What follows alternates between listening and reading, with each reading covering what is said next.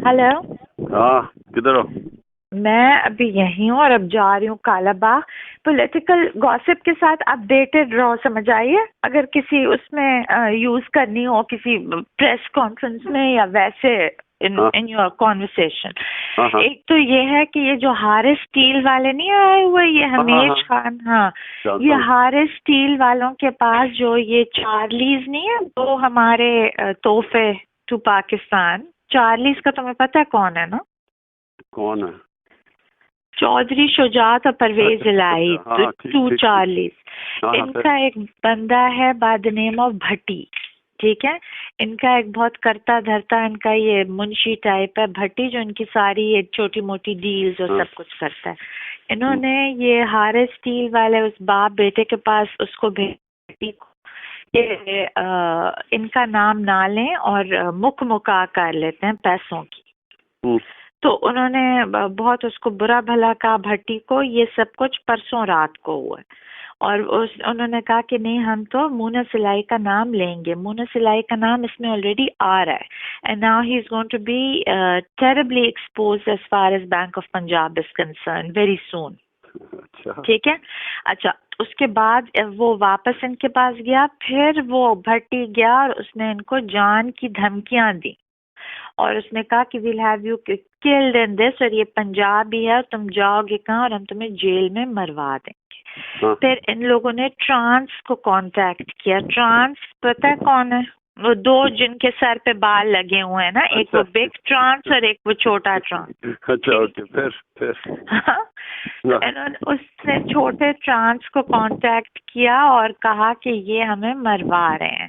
अब ये स्टोरी जो है ये बहुत जल्दी ओपन होने लगी है और वो trans are going to come on very hard on the Charlies, ठीक है। वो ट्रांस तो पहले ही कह रहा है कि एनआरओ भी चौधरियों को बेनिफिट करने के लिए मिला था।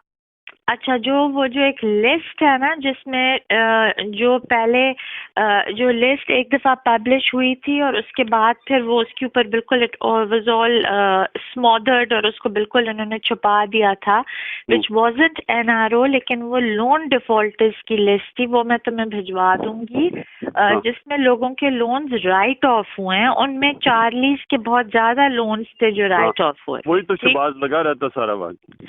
तो अब शबाज को ये हारिस स्टील मिल गया और अब उसको वो हमीश खान मिल गया, ठीक है ना। तो अब वो अपनी प्रॉपर विक्टिमाइजेशन जो वो करते हैं, वो दो हॉरिबल ट्रांसेस, वो उस पे आ गया और अब चार्लीज के लिए दिस इज टफ टाइम, ठीक है। दूसरा ये है कि मुशर्रफ ने 30 करोड़ रुपए एक बहुत छोटे से बैरिस्टर मोहम्मद अली सैफ, तुम उसको जानते हो? हाँ, उसको दिए हैं and he is planning to make a comeback. और वो जो छोटा बैरिस्टर है वो डेनमार्क में है and then he is coming back और वो समझ रहा है कि वो लोग मुशर्रफ को रिसीव करेगा, barrister with a lot of people with those 30 crore. I don't know कि वो कौन लोग होंगे। और in the meantime Durrani उसके पैसे लेके भाग गया इन बहावलपुर और वो अमेरिकन एजेंडा फॉलो कर रहा है वहाँ पे ऑफ स्मॉलर प्रोविंसेस, और वो इसके एनजीओ को जो है वो लोग फंड कर रहे हैं फॉर ये स्मॉलर प्रोविंसेस की। ये टिपिकल होता नहीं है ये गोरा सीन के अवेयरनेस और प्रिंट मटेरियल ब्ला ब्ला ब्ला ब्ला, तो वो उस पे लगे हुए हैं। तो he is you know on an agenda actually given by the Americans. This is 100%। यानी तुम्हारा जो एडमायरर था दुरानी, गलत बयानी। तुम्हारा एडमायरर? नहीं, मेरा एडमायरर नहीं है बिकॉज वो गे है। वो एक सेफ शेपरॉन था, नॉट एडमायरर, ठीक है। हाँ, ओके, हाँ। और तुम्हें ये तो पता ही है ना कि वो उसको भी मुबारक दे दो ना उसको शामी को, बिकॉज वो सरदार खान न्याजी से काफी कुछ देर पहले केस जीत के और अब पाकिस्तान अखबार वो ही पब्लिश कर रहा है इस्लामाबाद से भी। एक्सीलेंट, ये तो बड़ी खुशी हुई है। मैं भी कॉल करता हूँ शामी को। हाँ, Sardar Khan Niazi is sleaze bag ना।